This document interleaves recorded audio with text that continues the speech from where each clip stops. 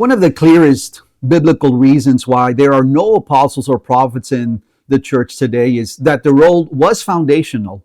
That is, a one-time divine appointment necessary for the establishment of the church, not its ongoing governance. The Apostle Paul's teaching in Ephesians chapter 2, verses 19 through 20, forms the cornerstone of this truth. He wrote, "Now therefore you are no longer strangers and foreigners, but fellow citizens with the saints and members of the household of God, having been built on the foundation of the apostles and prophets, Jesus Christ himself being the chief cornerstone," in Ephesians chapter 2, verses 19 through 20. Hi, I'm your host, Greg Rangel. Today's topic is titled, "Why There Are No More Apostles or Prophets," Part 3.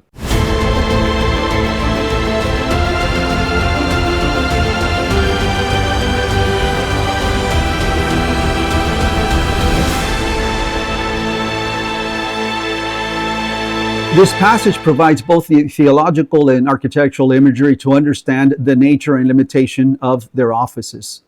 The church, the spiritual household of God, is built upon a foundation, and foundations, by their very nature, are laid once, not repeatedly. The Greek term themelios refers to the underlying base or groundwork of a structure. Paul's metaphor draws from construction language familiar in the Greco-Roman world. A foundation is the first stage upon which everything else is built. Once laid, it remains permanently beneath the structure, never to be replaced or relaid.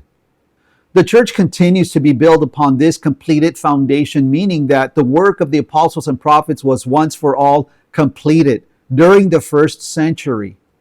For no other foundation can anyone lay than that which is laid, which is Jesus Christ, Paul wrote in 1 Corinthians 3:11.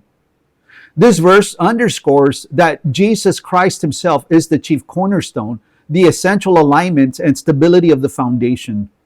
The apostles and prophets, therefore, do not form an independent base, but one that is Christ-centered and Christ-dependent. They functioned as the Spirit-inspired human instruments through whom Christ laid his truth in Scripture.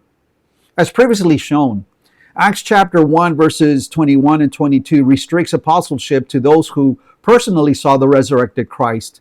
The foundation they laid was directly tied to eyewitnesses' testimony, fulfilling Jesus' promise.